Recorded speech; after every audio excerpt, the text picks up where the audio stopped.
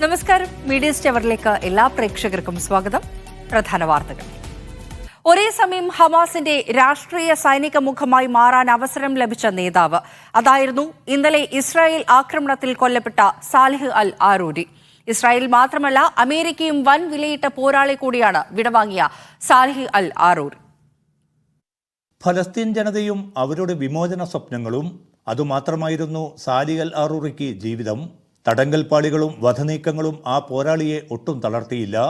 അവസാനം വരെ ശത്രുവിനെതിരെ അതിശക്തമായി തന്നെ നിലയുറപ്പിച്ചു. ഫലസ്തീൻ പോരാട്ടത്തിന്റെ നൈതികതയും ഇസ്രായേൽ എന്ന രാജ്യത്തിന്റെ ദയാരാഹിത്യവും ലോകത്തെ നിരന്തരം ഓർമ്മിപ്പിക്കാനും സാലിഹ് അൽ ആറൂറി മുന്നിൽ നിന്നു. ഹമാസിന്റെ സൈനിക വിഭാഗമായ അൽ-ഖസ്സാം ബ്രിഗേഡ് സ്ഥാപകരിൽ പ്രമുഖൻ, നിലവിൽ ഹമാസ് രാഷ്ട്രീയ ഉപമേധാവി യഹിയ അയ്യാഷ്, ഷെയ്ഖ് സലാഹ് ഷഹാദ, ഷെയ്ഖ് അഹമ്മദ് യാസീൻ, അബ്ദുൽ അസീസ് റന്തീസി, നബീൽ അബൂ സൽമിയ എന്നിവർക്കൊപ്പം ധീര രക്തസാക്ഷിത്വത്തിന്റെ പാതയിൽ ഇപ്പോഴിതാ സാലിഹ് അൽ ആറൂറിയും. ഹമാസിന്റെ നേതാക്കളിൽ രണ്ടാമനാണ്. ലോകരാജ്യങ്ങളിൽ നടന്ന ചർച്ചകളിൽ ഹമാസിന്റെ പ്രതിനിധി. 2010 മുതൽ ഹമാസ് രാഷ്ട്രീയകാര്യ സമിതിയിൽ, 2017 ഒക്ടോബർ മുതൽ ഡെപ്യൂട്ടി ചെയർമാൻ, 2011 ഇസ്രായേലി സൈനികൻ ഗിലാദ് ഷാലിദിനെ മോചിപ്പിക്കാൻ 1027 പലസ്തീൻ തടവുകാരെ ജയിലിന് പുറത്തെത്തിക്കാനുള്ള ചർച്ചയ്ക്ക് നേതൃത്വം വഹിച്ചതും സാലിഹ് അൽ ആറൂറി. 1966 ഓഗസ്റ്റിൽ റാമല്ലയിൽ ജനനം. 1987 ഹമാസ് രൂപവൽക്കരണ വേളയിൽ തന്നെ സംഘടനയിൽ അംഗത്വം. ഹമാസ് വിദ്യാർത്ഥി പ്രസ്ഥാനത്തിന്റെ മുൻനിരയിലും സജീവം. വെസ്റ്റ് ബാങ്കിൽ ഹമാസിന്റെ സൈനിക വിഭാഗം സ്ഥാപിക്കാനും മുന്നിൽ നിന്നു. നീണ്ട 15 കൊല്ലം ഇസ്രായേൽ തടവറയിൽ, പിന്നീട് സിറിയയിലേക്ക് നാടുകടത്തൽ, തുടർന്ന് തുർക്കിയിലേക്കും ലബനാനിലേക്കും പ്രയാണം. 2015 അമേരിക്ക ഭീകരനായി പ്രഖ്യാപിച്ചു. യാങ്കി തലയ്ക്ക് വിലയിട്ടത് $5 million. Media one, Dubai. Kuwait ദിനാറിന്റെ രൂപയിലേക്കുള്ള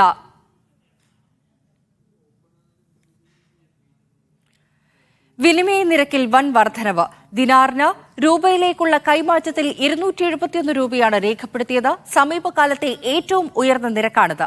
$US കരുത്താർജിച്ചതാണ് രൂപയുടെ ഇടിവിന് കാരണം. ക്രൂഡ് ഓയിൽ വിലയിലുണ്ടായ ചാഞ്ചാട്ടവും രൂപയെ ബാധിച്ചിട്ടുണ്ട്. അതിനിടെ മികച്ച വിനിമയ മൂല്യം ലഭിച്ചതോടെ നാട്ടിലേക്ക് പണം അയക്കാൻ കുവൈത്തിലെ പണമിടപാട് എക്സ്ചേഞ്ചുകളിൽ എത്തുന്നവരുടെ എണ്ണം കൂടി.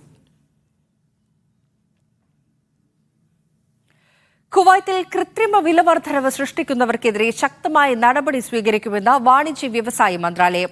വിലക്കയറ്റം തടയുന്നതിനായി എല്ലാ ഗവർണറേറ്റുകളിലെ മാർക്കറ്റുകളിലും മന്ത്രാലയത്തിലെ നിരീക്ഷണ സംഘം പരിശോധന നടത്തും. രാജ്യത്തെ പ്രധാന മാർക്കറ്റായ ഷുവൈക്ക് ഇൻഡസ്ട്രിയൽ ഏരിയയിലെ 160 കൊമേഴ്സ്യൽ സ്റ്റോറുകളിൽ കഴിഞ്ഞ ദിവസം പ്രൈസ് മോണിറ്ററിംഗ് ടീം പരിശോധന നടത്തിയിരുന്നു. നിയമലംഘനം നടത്തിയ സ്റ്റോർ ഉടമകളെ കൊമേഴ്സ്യൽ പ്രോസിക്യൂഷന് റഫർ ചെയ്യും. കുവൈത്തിൽ മത്സ്യവില ഉയരുന്നു. സ്വദേശികൾ കൂടുതൽ ഉപയോഗിക്കുന്ന വെള്ള ആവൂലി, ചെമ്മീൻ തുടങ്ങിയവയുടെ വിലയാണ് ഉയർന്നത്. വെള്ള ആവൂലി കിലോയ്ക്ക് 16 ദിനാർ വരെയാണ് കൂടിയത്. ഈ വർഷം മഴയിൽ വന്ന കുറവാണ് പ്രതിസന്ധിക്ക് കാരണം. സ്വദേശികളുടെ ഇഷ്ട മത്സ്യമായ സുബൈദി വാങ്ങുന്നതിന് മാർക്കറ്റിൽ വലിയ തിരക്കാണ് അനുഭവപ്പെടുന്നത്. സബ്സിഡിയുള്ള ഡീസൽ നിയന്ത്രണം വന്നതോടെ ബോട്ടുകൾ കടലിൽ പോകാതിരിക്കുന്നതും പ്രതിസന്ധിക്ക് ആക്കം കൂട്ടിയിട്ടുണ്ട്. അതിനിടെ അമിത മത്സ്യവില നിയന്ത്രിക്കാൻ അധികൃതർ നിരീക്ഷണം ശക്തമാക്കിയതായി പ്രാദേശിക പത്രമായ അൽ സയ്യാസ റിപ്പോർട്ട് ചെയ്തു. ദുബായിൽ പൊതു സ്വകാര്യ പാർക്കിംഗ് സ്ഥലങ്ങളുടെ നിയന്ത്രണവും മേൽനോട്ടവും നിർവഹിക്കാൻ പുതിയ സ്ഥാപനം രൂപവത്കരിച്ചു.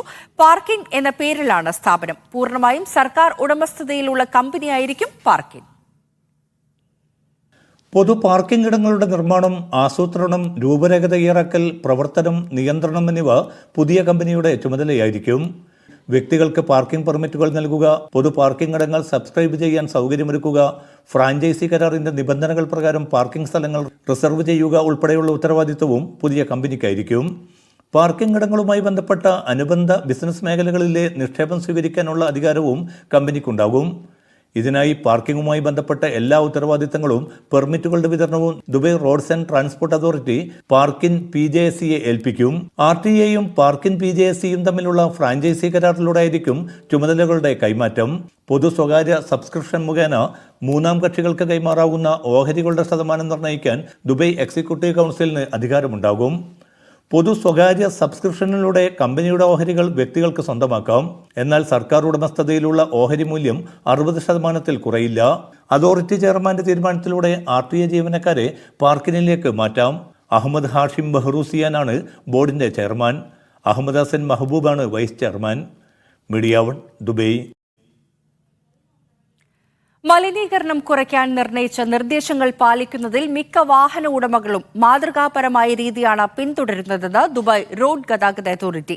ഒരാഴ്ച നീണ്ട പരിശോധനയിൽ 98% വാഹനങ്ങളും നിയമം പാലിക്കുന്നതായി കണ്ടെത്തി. RTA ലൈസൻസിംഗ് ആക്ടിവിറ്റി മോണിറ്ററിംഗ് വകുപ്പിന്റെ ഫീൽഡ് ടീം അംഗങ്ങളാണ് പരിശോധനയും ബോധവത്കരണവും നടത്തിയത്. ദുബായ് പോലീസ് ട്രാഫിക് വിഭാഗമായും എമിറേറ്റ്സ് ട്രാൻസ്പോർട്ടുമായും സഹകരിച്ചാണ് RTA പരിശോധന നടത്തിയത്. ഹെവി വാഹനങ്ങൾ പുറന്തള്ളുന്ന കാർബൺ മലിനീകരണത്തെക്കുറിച്ച് ബോധവൽക്കരിക്കുകയെന്നതാണ് ക്യാമ്പയിനിലൂടെ ലക്ഷ്യം വെച്ചത്. ദുബായിലെ വിവിധ റോഡുകളിലും സ്ട്രീറ്റുകളിലുമാണ് പരിശോധനകൾ നടന്നത്. RTA ലക്ഷ്യങ്ങളുടെ ഭാഗമായ സുസ്ഥിരത, ആരോഗ്യം, സുരക്ഷ എന്നിവ കൈവരിക്കുന്നതിനുള്ള ശ്രമങ്ങളുടെ ഭാഗമായാണ് ക്യാമ്പയിൻ രൂപപ്പെടുത്തിയത്. ചരക്ക് ഗതാഗത ട്രക്കുകൾ അടക്കം കാർബൺ പുറന്തള്ളുന്നതുമായി ബന്ധപ്പെട്ട നിർദ്ദേശങ്ങൾ പാലിക്കുന്നതിൽ ശ്രദ്ധിക്കുന്നുണ്ടെന്ന് ലൈസൻസിംഗ് ആക്ടിവിറ്റീസ് മോണിറ്ററിംഗ് വകുപ്പ് ഡയറക്ടർ ഈസ അൽ അമീരി പറഞ്ഞു. പരിസ്ഥിതി അവബോധം വർദ്ധിപ്പിക്കുന്നതിനും റോഡ് സുരക്ഷ ഉറപ്പുവരുത്തുന്നതിനും RTA വിവിധ ക്യാമ്പയിനുകൾ നടത്തിവരുന്നുണ്ട്. ഇതിലൂടെ രാജ്യത്തിന്റെ സുസ്ഥിരതാ പദ്ധതികളെ ശക്തിപ്പെടുത്തുകയും പരിസ്ഥിതി വെല്ലുവിളികളെ നേരിടുകയുമാണ് ലക്ഷ്യമിടുന്നത്. Media 1 Dubai. സൗദിയിൽ താമസ കെട്ടിടങ്ങളുടെ വാടക നൽകുന്നതും സ്വീകരിക്കുന്നതും ഡിജിറ്റലൈസ് ചെയ്തു. സർക്കാർ വാടക പ്ലാറ്റ്ഫോമായ ഇജാർ വഴി പണമിടപാടുകൾ നടത്തണമെന്ന് ഇജാർ കേന്ദ്രം വ്യക്തമാക്കി. ജനുവരി 15 മുതൽ ഇജാർ പ്ലാറ്റ്ഫോം വഴിയല്ലാതെ നൽകുന്ന വാടക ഇടപാടുകൾക്ക് സാധുതയുണ്ടാകില്ലെന്നും അതോറിറ്റി അറിയിച്ചു. സൗദിയിൽ കെട്ടിട വാടക ഇടപാടുകൾ ഏകീകരിക്കുന്നതിന്റെ ഭാഗമായി പ്രഖ്യാപിച്ച ഡിജിറ്റൽ വാടക ഇടപാട് സേവനം നിർബന്ധമാക്കി.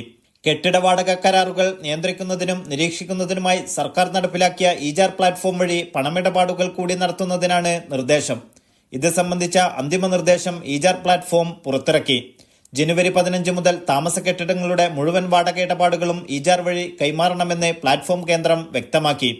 ഇജാർ വഴിയല്ലാത്ത പണമിടപാടുകൾക്ക് ഇതോടെ സാധുത ഇല്ലാതാകും. തുടക്കത്തിൽ താമസ കെട്ടിടങ്ങൾക്ക് മാത്രമാകും നിയമം ബാധകമാകുക. വാണിജ്യ കെട്ടിടങ്ങൾ ഈ ഘട്ടത്തിൽ പരിധിയിൽ ഉൾപ്പെടില്ല. ഇജാറിന്റെ സദാത് നമ്പറായ 153 ഉപയോഗിച്ചാണ് പണമിടപാട് നടത്താൻ സാധിക്കുക.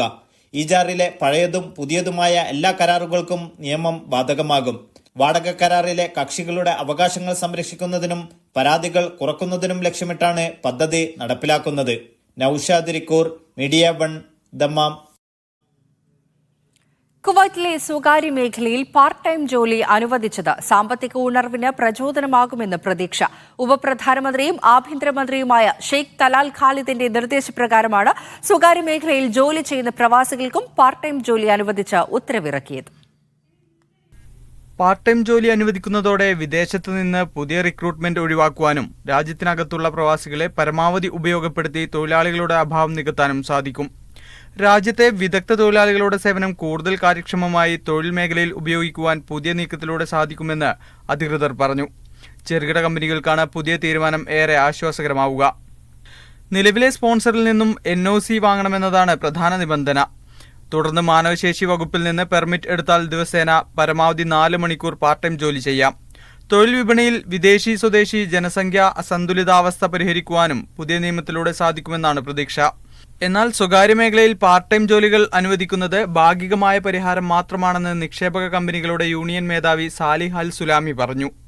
പുതിയ തീരുമാനം വിപണിയിൽ ചെലുത്തിയ സ്വാധീനത്തെക്കുറിച്ച് സമഗ്രമായ ഗവേഷണവും പഠനവും നടത്തണമെന്ന് അൽ സുലാമി ആവശ്യപ്പെട്ടു. പാർട്ട് ടൈം ജോലികൾ അനുവദിക്കാനുള്ള തീരുമാനം കുവൈറ്റ് നിക്ഷേപകർക്കും ബിസിനസ് ഉടമകൾക്കും തൊഴിലാളികൾക്കും ഗുണം ചെയ്യുമെന്ന് കോളേജ് ഓഫ് ബിസിനസ് സ്റ്റഡീസിലെ ഫാക്കൽറ്റി അംഗം ഡോക്ടർ ഹുസൈൻ ഷേഖർ അബു അൽ ഹസൻ പറഞ്ഞു. പുതിയ തീരുമാനം കമ്പനികളുടെ കാര്യക്ഷമത വർദ്ധിപ്പിക്കുകയും സ്ഥാപനങ്ങളെ മികച്ച ചിലവ് നിയന്ത്രണത്തിലേക്ക് നയിക്കുകയും ചെയ്യും. ഇതിലൂടെ വരുമാനം വർദ്ധിപ്പിക്കാനും കഴിയുമെന്ന് അൽ ഹസൻ പറഞ്ഞു. Media 1 Kuwait city.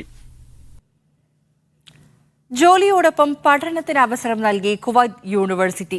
ഇതോടെ സർവകലാശാല ജീവനക്കാർക്ക് തൊഴിലിനോടൊപ്പം പഠനവും മുന്നോട്ട് കൊണ്ടുപോകാൻ സാധിക്കും. 2023 സിവിൽ സർവീസ് കൗൺസിലിന്റെ തീരുമാനപ്രകാരം കൗൺസിൽ ഓഫ് പബ്ലിക് യൂണിവേഴ്സിറ്റീസ് ആണ് പുതിയ തീരുമാനത്തിന് അനുമതി നൽകിയത്. കുവൈത്തിൽ സ്വകാര്യ ഫാർമസികൾക്ക് ലൈസൻസ് അനുവദിക്കുന്നത് താത്കാലികമായി നിർത്തിവച്ചു. സ്വകാര്യ ഫാർമസികളുടെ മേൽനോട്ടം വഹിക്കുന്നതിനും നിയന്ത്രിക്കുന്നതിനുമുള്ള നടപടികളുടെ ഭാഗമായാണ് നിയന്ത്രണം. സ്വകാര്യ ഫാർമസികളുടെ സ്ഥിതി വിലയിരുത്താൻ കമ്മിറ്റി രൂപീകരിക്കാനും തീരുമാനിച്ചു. കമ്മിറ്റി സ്വകാര്യ ഫാർമസികളുടെ തൊഴിൽ നിയന്ത്രണങ്ങൾ, നിയമങ്ങൾ സംബന്ധിച്ച് നിരീക്ഷിക്കുകയും 3 മാസത്തിനുള്ളിൽ വിശദമായ റിപ്പോർട്ട് ആരോഗ്യമന്ത്രിക്ക് സമർപ്പിക്കുകയും ചെയ്യും. പുതുവർഷാഘോഷത്തിന്റെ ഭാഗമായി തൊഴിലാളികൾക്ക് സമ്മാനങ്ങൾ കൈമാറി ദുബായ് അധികൃതർ. വിവിധ ലേബർ ക്യാമ്പുകളിൽ നടന്ന ആഘോഷ പരിപാടികളിലായിരുന്നു സമ്മാന വിതരണം. തൊഴിലാളികളുടെ ജീവിത നിലവാരം മെച്ചപ്പെടുത്താൻ ശക്തമായ നടപടികൾ തുടരുമെന്നും തൊഴിൽ വിഭാഗം അധികൃതർ അറിയിച്ചു. 3 കാറുകൾ, നിരവധി സ്മാർട്ട് ഫോണുകൾ എന്നിവ സമ്മാനമായി നൽകിയായിരുന്നു Dubai permanent committee of labour അഫയേഴ്സിന്റെ ആഘോഷ പരിപാടികൾ. അൽക്കൂസ്, മൊഹൈസിന, ജബലലി, ഓർലൈൻസ്, ജുമൈറ 1, അൽബദ തുടങ്ങിയ സ്ഥലങ്ങളിലെ ലേബർ ക്യാമ്പുകളും മറ്റും കേന്ദ്രീകരിച്ചായിരുന്നു പരിപാടികൾ. അൽക്കൂസിലായിരുന്നു പ്രധാന ആഘോഷം. പരിപാടികളിൽ പങ്കെടുത്ത 1 ലക്ഷത്തിലധികം പേരിൽ നിന്ന് നറുക്കെടുപ്പിലൂടെ തെരഞ്ഞെടുക്കപ്പെട്ടവർക്കായിരുന്നു സമ്മാന വിതരണം. Dubai permanent committee of labour affairs chairman major general Obaid Muhair bin Suroor, secretary general Abdullah Lashkari തുടങ്ങിയവർ സംബന്ധിച്ചു. ഇന്ത്യ ഉൾപ്പെടെ വിവിധ രാജ്യങ്ങളിൽ നിന്നുള്ള തൊഴിലാളികളുടെ സന്തോഷപ്രദമായ ജീവിതമാണ് ഏറ്റവും പ്രധാനമെന്ന് ദുബായ് തൊഴിൽകാര്യ വകുപ്പ് സ്ഥിരം സമിതി സെക്രട്ടറി ജനറൽ അബ്ദുല്ല ലഷ്കരി പറഞ്ഞു. വിവിധ രാജ്യങ്ങളിൽ നിന്നുള്ള കലാസംഘങ്ങൾ അവതരിപ്പിച്ച നൃത്തനൃത്യങ്ങൾ, ഗാനമേള, നാടൻ കലാപ്രകടനങ്ങൾ എന്നിവയും അരങ്ങേറി. Media 1 Dubai.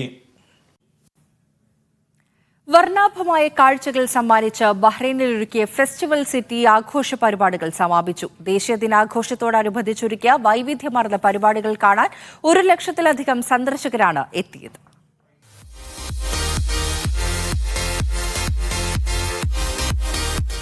സെലിബ്രേറ്റ് ബഹ്റൈൻ എന്ന പേരിൽ ഒരുക്കിയ ദേശീയ ദിനാഘോഷ പരിപാടികളുടെ ഭാഗമായായിരുന്നു വാട്ടർ ഗാർഡൻ സിറ്റിയിലെ ഫെസ്റ്റിവൽ സിറ്റിയിൽ നയനാനന്ദകരമായ ഈ കാഴ്ചകൾ. വിവിധതരം റൈഡുകളും വിനോദസഞ്ചാര പരിപാടികളും വർണ്ണവിളക്കുകളും അലങ്കാരങ്ങളുമായി ഫെസ്റ്റിവൽ സിറ്റിയിൽ സന്ദർശകർക്കായി സംഘാടകർ ആസ്വാദ്യകരമായ കാഴ്ചകളാണ് ഒരുക്കിയത്. ടൂറിസം മന്ത്രാലയത്തിന്റെ ആഭിമുഖ്യത്തിൽ ഒരുക്കിയ നിരവധി ലൈവ് ഷോകളോടൊപ്പം നവവത്സരാഘോഷത്തോടനുബന്ധിച്ച് നടന്ന വെടിക്കെട്ടും ലൈറ്റ് ഡ്രോൺ ഷോകളും പരിപാടികൾക്ക് ചാരുതയേകി. ആവേശത്തോടെ കാഴ്ചകൾ കാണാനെത്തിയ ആയിരങ്ങൾക്ക് മുന്നിൽ വർണ്ണാഭമായ ഉത്സവ കാഴ്ചകൾ ഒരുക്കിയായിരുന്നു ഫെസ്റ്റിവൽ സിറ്റിയിലെ നവവത്സരാഘോഷം. പ്രശസ്ത ഗായകരും കലാകാരന്മാരും അണിനിരന്ന നൃത്ത സംഗീത പരിപാടികളും അരങ്ങേറി. പ്രവാസികളും കുടുംബസമേതം ഒത്തുചേർന്നും ആഹ്ലാദം പങ്കുവച്ചും ഫെസ്റ്റിവൽ സിറ്റിയിലെ വൈവിധ്യമാർന്ന പരിപാടികളിൽ ഭാഗഭാക്കായി. ബഹ്റൈനിലെ ആഘോഷ പരിപാടികളെ വിജയിപ്പിക്കുവാൻ എത്തിച്ചേർന്ന എല്ലാവർക്കും ടൂറിസം വകുപ്പ് മന്ത്രി ഫാത്തിമ ബിൻത്ത് ജഅഫർ സൈറഫി നന്ദി പറഞ്ഞു. മുൻവർഷങ്ങളെ അപേക്ഷിച്ച് കൂടുതൽ കുടുംബങ്ങളും സ്വദേശികളും പ്രവാസി സമൂഹവും വിനോദസഞ്ചാരികളും പരിപാടികളിൽ എത്തിച്ചേർന്നതായും മന്ത്രി കൂട്ടിച്ചേർത്തു. Siraj Pallikkara, media 1, Bahrain. സൗദിയിൽ 2 പതിറ്റാണ്ടായി കാർഗോ കൊറിയർ മേഖലയിൽ പ്രവർത്തിച്ചുവരുന്ന കാർഗോ ഗ്രൂപ്പായ പ്രൈം എക്സ്പ്രസ് ഇന്റർനാഷണൽ കൊറിയർ പ്രവർത്തന മേഖല വ്യാപിപ്പിക്കുന്നു. ഉപഭോക്താക്കളുടെ ആവശ്യാനുസരണം സേവനം സജ്ജീകരിക്കുന്നതാണ് പുതിയ രീതി. സൗദി, ഇന്ത്യ, പശ്ചിമേഷ്യ, യൂറോപ്പ് രാജ്യങ്ങളിൽ പ്രവർത്തിച്ചുവരുന്ന കമ്പനി ഇന്റർനാഷണൽ സേവനങ്ങളും ഉറപ്പു നൽകുന്നുണ്ട്.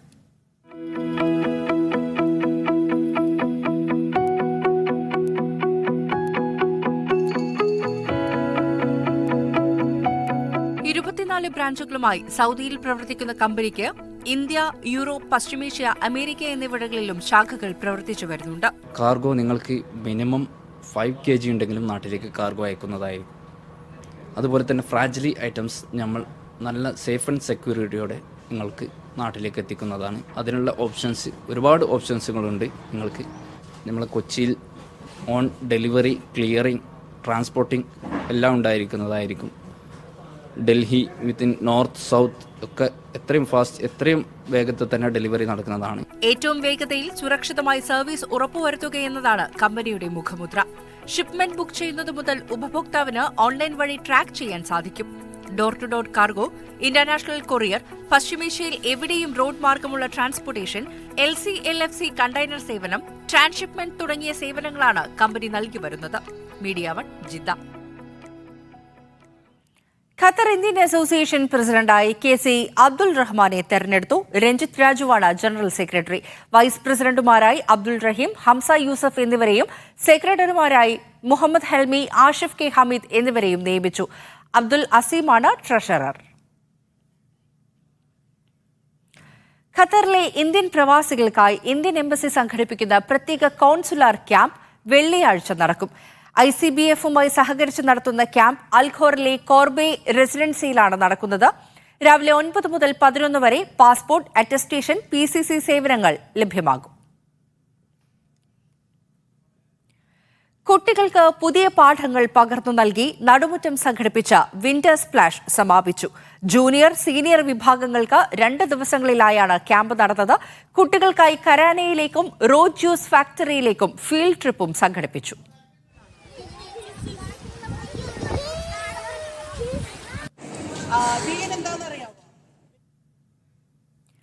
ഏഷ്യൻ കപ്പ് ഫുട്ബോൾ പോരാട്ടത്തിനൊരുങ്ങുന്ന ഇന്ത്യൻ ടീമിന് ആത്മവിശ്വാസം പകരാൻ മുൻ സെർബിയൻ താരം ബോറ മിലുറ്റിനോവിച്ച് എത്തി. കഴിഞ്ഞ ദിവസമാണ് ബോറ ദോഹയിലെ ടീം ട്രെയിനിംഗ് സെന്ററിലെത്തി കളിക്കാർക്കൊപ്പം സമയം ചെലവഴിച്ചത്.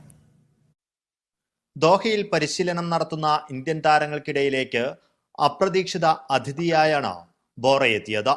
5 ലോകകപ്പുകളിൽ പരിശീലകനായതിന്റെ റെക്കോർഡുള്ള കോച്ച് കൂടിയാണ് അദ്ദേഹം. 1986-ൽ ആതിഥേയരായ മെക്സിക്കോയുടെയും 90-ൽ കോസ്റ്ററിക്ക, 94-ൽ അമേരിക്ക, 98-ൽ നൈജീരിയ, 2002-ൽ ചൈന ടീമുകളുടെയും പരിശീലകനായിരുന്നു ഇദ്ദേഹം. പഴയ യൂഗോസ്ലാവിയയിൽ ജനിച്ച 79-കാരൻ 1976 വരെ ക്ലബ്ബ് ഫുട്ബോളിൽ സജീവമായിരുന്നു. പിന്നീട് കോച്ചിംഗ് കരിയർ തുടങ്ങിയതോടെ രാജ്യാന്തര ഫുട്ബോളിൽ ഏറെ ആദരിക്കപ്പെടുന്ന പേരുകളിലൊന്നായി മാറി. 10ഓളം ദേശീയ ടീമുകളുടെ പരിശീലകനായി പ്രവർത്തിച്ചു. ഇന്ത്യൻ ടീം അംഗങ്ങൾക്ക് ആശംസ നേർന്നും പരിശീലകരുമായും കളിക്കാരുമായും ആശയവിനിമയം നടത്തിയുമാണ് ബോറ മടങ്ങിയത്. അന്താരാഷ്ട്ര ഫുട്ബോളിലെ ശ്രദ്ധേയ വ്യക്തിത്വത്തിന്റെ സാന്നിധ്യത്തെ ഇന്ത്യൻ ടീം അംഗങ്ങളും പ്രശംസിച്ചു. Media 1 Doha. ഖത്തറിലെ മാറഞ്ചേരിക്കാരുടെ കൂട്ടായ്മയായ മാപ്കോ ഖത്തർ ഹമദ് മെഡിക്കൽ കോർപ്പറേഷനുമായി സഹകരിച്ച് രക്തദാന ക്യാമ്പ് സംഘടിപ്പിച്ചു. 100-ലേറെ പേർ രക്തം ദാനം ചെയ്തു. ICF കുവൈറ്റ് കമ്മിറ്റി വിദ്യാർത്ഥികൾക്കായി മാസ്റ്റർ മൈൻഡ് ക്വിസ് മത്സരം സംഘടിപ്പിച്ചു. സീനിയർ വിഭാഗത്തിൽ മുഹമ്മദ് ഷാഫിയും മറിയം സർജീസും, ജൂനിയർ വിഭാഗത്തിൽ മുഹമ്മദ് ഹാദിയും ഖദീജ അഷ്റഫും 1ാം സ്ഥാനത്തിന് അർഹരായി. പ്രവാചകന്റെ സ്നേഹലോകം എന്ന പ്രമേയത്തിൽ നടന്ന മീലാദ് ക്യാമ്പയിനിന്റെ ഭാഗമായാണ് ക്വിസ് മത്സരം സംഘടിപ്പിച്ചത്. KMCC ഖത്തർ തൃശൂർ ജില്ലാ കമ്മിറ്റിയുടെ നേതൃത്വത്തിൽ മെഡിക്കൽ ക്യാമ്പും രക്തദാനവും സംഘടിപ്പിച്ചു. KMCC സംസ്ഥാന പ്രസിഡന്റ് ഡോക്ടർ അബ്ദുസമദ് ഉദ്ഘാടനം നിർവഹിച്ചു. രക്തദാന ക്യാമ്പിൽ 120ഓളം പേർ പങ്കാളികളായി. ബോധവത്കരണ camp KMCC secretary Salim Nalakath ഉദ്ഘാടനം ചെയ്തു. പൂർണ്ണമായും ഗൾഫിൽ ചിത്രീകരിച്ച മലയാള സിനിമയായ രാസ്ത നാളെ തിയേറ്ററുകളിലേക്ക്. അനീഷ് അൻവർ സംവിധാനം ചെയ്യുന്ന 6ാമത് ചിത്രം കൂടിയാണിത്. പ്രവാസ ലോകത്തെ നിരവധി പ്രതിഭകളാണ് സിനിമയുടെ ഭാഗമാകുന്നത്. രാസ്ത എന്ന് പേരിട്ട സിനിമ കേരളത്തിനൊപ്പം UAE ഉൾപ്പെടെ വിവിധ ഗൾഫ് രാജ്യങ്ങളിലും നാളെ പ്രദർശനത്തിനെത്തും. 1.5 മാസത്തോളം ഒമാനിലെ മരുഭൂമി കേന്ദ്രീകരിച്ചായിരുന്നു സിനിമയുടെ ഷൂട്ടിംഗ്. സിനിമയുടെ നിർമ്മാതാവും തിരക്കഥാകൃത്തുക്കളും മുതൽ പലരും ഗൾഫിലെ പ്രവാസികൾ. ലിനു ശ്രീനിവാസാണ് നിർമ്മാണം. മസ്കത്തിൽ പ്രവാസികളായ ഷാഹുൽ, ഫായിസ് മടക്കര എന്നിവരുടേതാണ് തിരക്കഥയും സംഭാഷണവും. പ്രവാസലോകം കേന്ദ്രമാക്കി മികച്ച പ്രമേയം കൈകാര്യം ചെയ്യുന്ന സിനിമയിൽ ഏറെ പ്രതീക്ഷയുണ്ടെന്ന് സംവിധായകൻ അനീഷ് അൻവർ പറഞ്ഞു. സർജാനോ ഖാലിദ്, അനഘ നാരായണൻ, ആരാധ്യ N, സുധീഷ്, ഇർഷാദ് അലി, TG രവി, അനീഷ് അൻവർ എന്നിവർക്കൊപ്പം ഒമാനിലെ നിരവധി പ്രവാസികളും സിനിമയിൽ അഭിനയിക്കുന്നുണ്ട്. വിഷ്ണു നാരായണനാണ് ചിത്രത്തിന്റെ ഛായാഗ്രഹണം. അവിൻ മോഹൻ സിത്താരയാണ് സംഗീത സംവിധാനം. ദുബൈയിൽ വിളിച്ചു ചേർത്ത വാർത്താ സമ്മേളനത്തിൽ രാസ്തയുടെ സംവിധായകൻ അനീഷ് അൻവർ, പ്രധാന നടൻ സർജാനോ ഖാലിദ്, നിർമ്മാതാവ് ലിനു ശ്രീനിവാസ്, മുനീർ അൽവഫ എന്നിവർ സംബന്ധിച്ചു. Media 1 Dubai. Kerala art lovers association Salmiya മേഖലാ സമ്മേളനം സഖാവ് N ശങ്കരയ്യ നഗറിൽ നടന്നു. കിരൺ PR, ശരത് ചന്ദ്രൻ, അമീന അജ്നാസ് എന്നിവരടങ്ങിയ പ്രസിഡിയം സമ്മേളനം നിയന്ത്രിച്ചു. 13 യൂണിറ്റുകളെ പ്രതിനിധീകരിച്ച് 16 പേർ ചർച്ചയിൽ പങ്കെടുത്തു. ലോക കേരള സഭാംഗം TV ഹിക്മത്ത് ഉദ്ഘാടനം ചെയ്തു. മസ്കത്ത് KMCC മബേല ഏരിയ കമ്മിറ്റിയുടെ 10ാം വാർഷികത്തിന്റെ ഭാഗമായി ബിരിയാണി പാചക മത്സരം സംഘടിപ്പിച്ചു. റുമൈസ് ഫാം ഹൌസിൽ നടന്ന മത്സരത്തിൽ 40 മത്സരാർത്ഥികൾ പങ്കെടുത്തു. ഷിഫ സബീൽ 1ാം സ്ഥാനവും ഷഹന ജുനൈദ് 2ാം സ്ഥാനവും ഹർഷിത ജാസ്മിൻ 3ാം സ്ഥാനവും നേടി.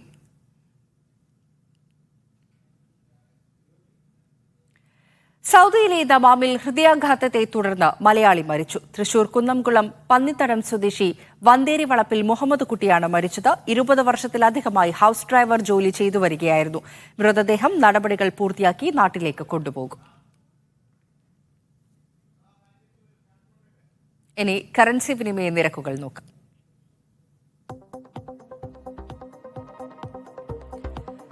സൗദി റിയാൽ 22 രൂപ 21 പൈസ, UAE ദിർഹം 22 രൂപ 68 പൈസ, ഖത്തർ റിയാൽ 22 രൂപ 88 പൈസ, ഒമാൻ റിയാൽ 216 രൂപ 39 പൈസ, കുവൈത്ത് ദിനാർ 270 രൂപ 81 പൈസ, ബഹ്റൈൻ ദിനാർ 221 രൂപ.